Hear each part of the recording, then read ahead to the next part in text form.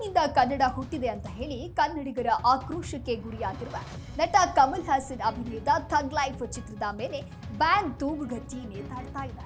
ಕಮಲ್ ಹಾಸನ್ ನಟನೆಯ ಥಗ್ life cinema June 5ಕ್ಕೆ ಎಲ್ಲೆಡೆ release ಆಗ್ತಾ ಇದೆ. ಆದರೆ ಕರ್ನಾಟಕದಲ್ಲಿ ಸಿನಿಮಾ ರಿಲೀಸ್ಗೆ ಭಾರಿ ವಿರೋಧ ವ್ಯಕ್ತವಾಗಿದೆ. ಸದ್ಯ ಕಾನೂನಿನಲ್ಲಿ ಸಿನಿಮಾ ನಿಷೇಧಿಸಲು ಅವಕಾಶ ಇಲ್ಲದೇ ಇರುವ ಹಿನ್ನೆಲೆ ಚಲನಚಿತ್ರ ವಾಣಿಜ್ಯ ಮಂಡಳಿ ರಾಜ್ಯ ಸರ್ಕಾರದ ಬೆಂಬಲ ಕೋರಿದೆ. ಸದ್ಯ ಈ ವಿಚಾರವಾಗಿ ಚಲನಚಿತ್ರ ವಾಣಿಜ್ಯ ಮಂಡಳಿ ಪದಾಧಿಕಾರಿಗಳಿಂದ ಇಂದು ಸಿಎಂ ಸಿದ್ದರಾಮಯ್ಯರನ್ನ ಭೇಟಿ ಮಾಡಿದ್ದು ಕರ್ನಾಟಕದಲ್ಲಿ ಥಗ್ ಲೈಫ್ ಸಿನಿಮಾ ಬಿಡುಗಡೆ ಮಾಡದಿರಲು ಮನವಿ ಮಾಡಿದ್ದಾರೆ.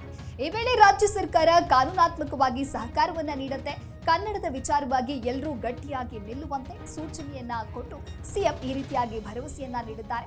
ಇತ್ತ ವಿದೇಶಕ್ಕೆ ಹೋಗಿರುವ ಕಮಲ್ ಹಾಸನ್ ನಾಳೆ ಚೆನ್ನೈಗೆ ಆಗಮಿಸ್ತಾ ಇದ್ದು ವಿತರಕರು ಕಮಲ್ ಹಾಸನ್ರನ್ನ ಭೇಟಿಯಾಗಲಿದ್ದಾರೆ. ಬಳಿಕ ನಿರ್ಧಾರ ತಿಳಿಸುವುದಾಗಿ ವಿತರಕರು ಫಿಲ್ಮ್ ಚೇಂಬರ್ಗೆ ಮಾಹಿತಿ ನೀಡಿದ್ದಾರೆ. ನಾಳೆ ಕಮಲ್ ಹಾಸನ್ ಕ್ಷಮೆ ಕೇಳ್ತಾರಾ?